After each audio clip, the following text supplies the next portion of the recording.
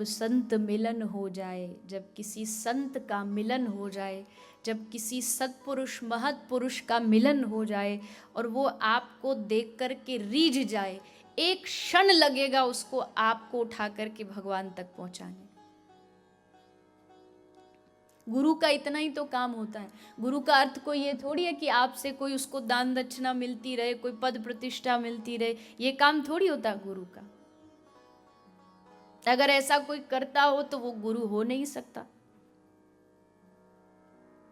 एक शिष्य दीक्षा लेने गुरु के पास आया, तो वो तो सत्संग सुनने गया था, लेकिन वो गुरुजी बोले हमको गुरु बना ले, दीक्षा ले ले, समझ तू हमसे दीक्षा लेगा तो स्वर्ग तेरा पक्का। मतलब हमसे जो दीक्षा लेता है वो स्वर्ग तो जाने ही जाना पक्का। तो उसने कहा ठीक है जी दे दीजिए। अब उसने दीक्षा दी तो जो जाने लगा बोला बेटा दक्षिणा। तो उसने कहा कि गुरुजी मेरी तरफ से दक्षिणा में पूरा लेस्टर आपका। तो गुरुजी बोले कि ऐसे कैसे, लेस्टर क्या तेरे बाप का है? तो चेला बोला स्वर्ग क्या तुम्हारे बाप का है?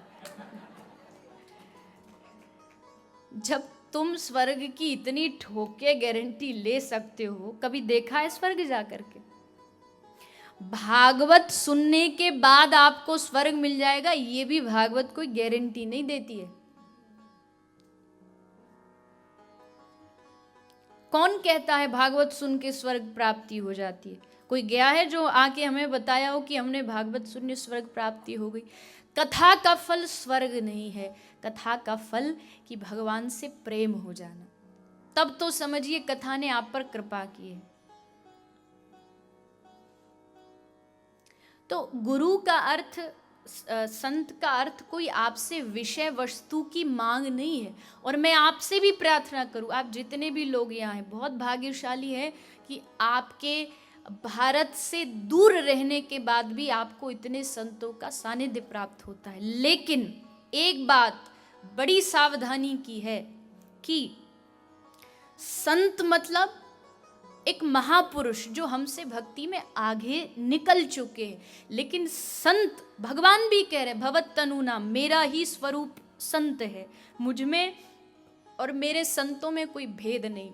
लेकिन कोई संत कभी आपसे नहीं कहेगा कि मैं भगवान हूं या मेरी भगवान की जैसी पूजा करो। अगर वो कहता है तो इसका मतलब वो एक नंबर का ढोंगी, माफ करिएगा मुझे गलत बात लगे तो। गुरु कौन जो ये कहे कि मैं भगवान का दास हूं, तू मेरे चरण में आ, मैं तुझे भी भगवान का दास बना दूंगा। कभी किसी वास्तविक संत से आप पूछो तो वो अपने नाम के आगे पीछे कोई बड़ी बड़ी उपाधियां नहीं लगाते। वो क्या लिखते हैं? हम कौन है? हम ठाकुर जी के दास हैं। सूरदास, कबीर दास, अभय दास, कि हम ठाकुर जी के दास। ये भाव मन में होना चाहिए।